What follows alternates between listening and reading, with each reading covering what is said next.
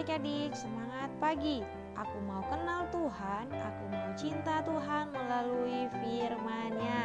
Nah, adik-adik bersyukur Lausamela bisa menemani adik-adik lagi di dalam program Renungan Harian Sekolah Minggu GKTB. Nah, adik-adik Lausa harap kalian dalam keadaan yang sehat ya.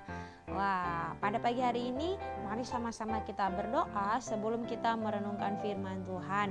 Tuhan Yesus, kami akan merenungkan firman Tuhan, tetapi kami juga bersyukur pada pagi hari ini Engkau berikan kami kekuatan, kami kesehatan, Engkau berikan kami istirahat yang cukup pada malam hari. Dan kami akan merenungkan firman-Mu. Tuhan Yesus menolong kami supaya kami dapat mengerti dan melakukannya di dalam kehidupan kami. Terima kasih Tuhan Yesus, kami berdoa. Amin.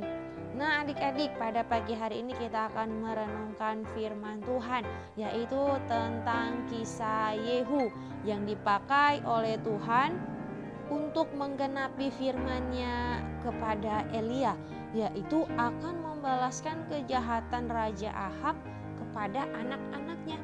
Nah adik-adik, dalam masa pemerintahan Raja Ahab, dia adalah orang yang jahat di mata Tuhan.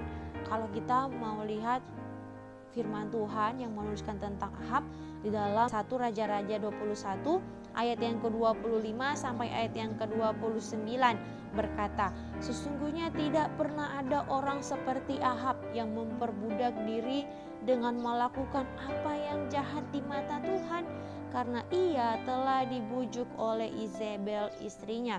Bahkan ia telah berlaku sangat keji dengan mengikuti berhala-berhala, tepat seperti yang dilakukan oleh orang Amori yang telah dihalau Tuhan dari depan orang Israel.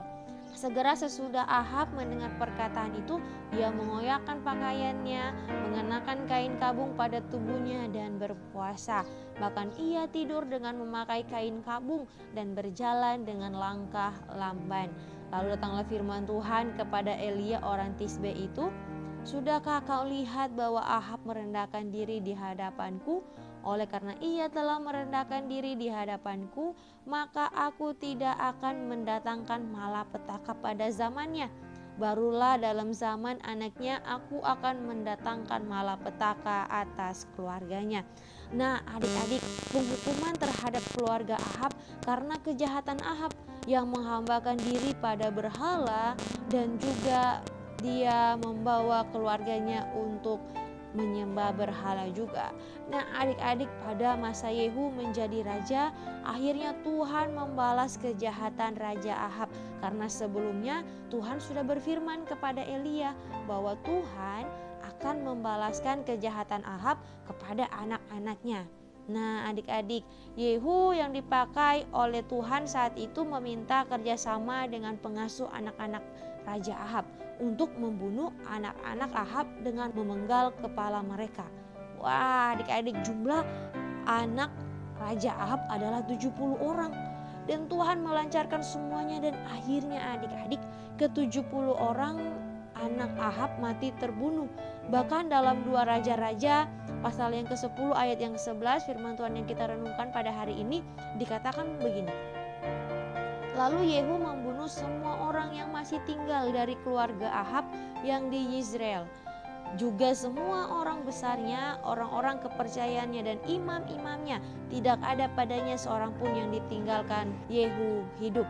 Nah adik-adik, betapa Tuhan begitu serius dengan dosa.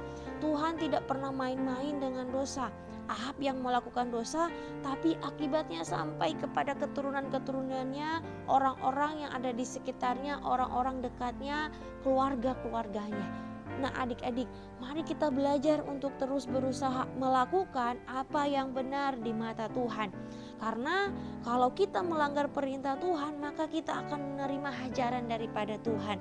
Contohnya nih adik-adik, ketika mungkin sementara ujian di sekolah, adik-adik tidak dapat mengerjakan soal, dan adik-adik akhirnya memutuskan untuk menyontek ke teman. Dan pada saat yang sama adik-adik akhirnya ditangkap oleh guru dan diberikan nilai F karena adik-adik menyontek.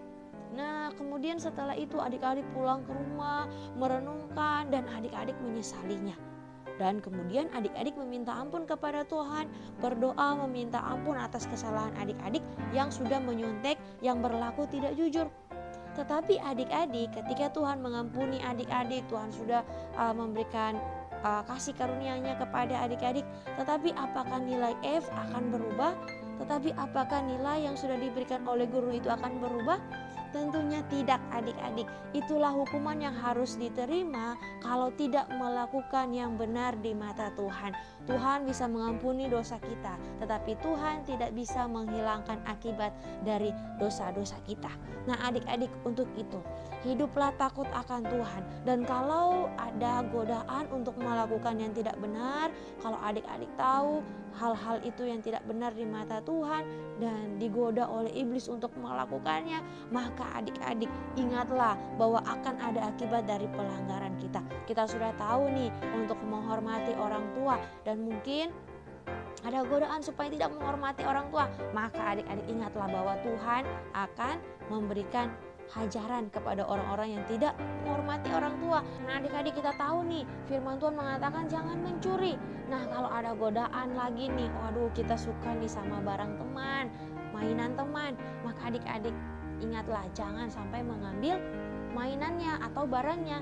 Karena apa? Karena mata Tuhan melihat dan Tuhan akan memberikan hukuman kepada mereka yang melanggar perintah Tuhan. Nah, adik-adik, belajarlah untuk terus melakukan apa yang berkenan di hadapan Tuhan. Amin. Untuk kebenaran firman Tuhan, mari kita berdoa.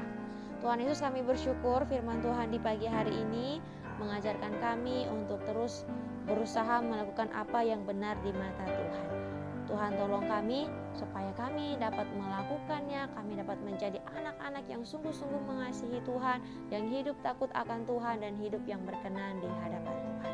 Terima kasih Tuhan, kami berdoa juga kami yang akan bersekolah, Tuhan memberkati kami, jaga lindungi kami, orang tua kami, sehingga kami pun dapat melakukan semua aktivitas kami dengan baik.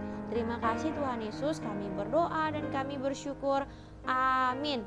Nah, adik-adik, demikianlah renungan kita pada pagi hari ini. Kiranya Tuhan memberkati kita semua, semangat belajar, tetap jaga kesehatan, dan Tuhan Yesus memberkati kita semua. Sampai jumpa pada renungan harian selanjutnya. Bye-bye adik-adik.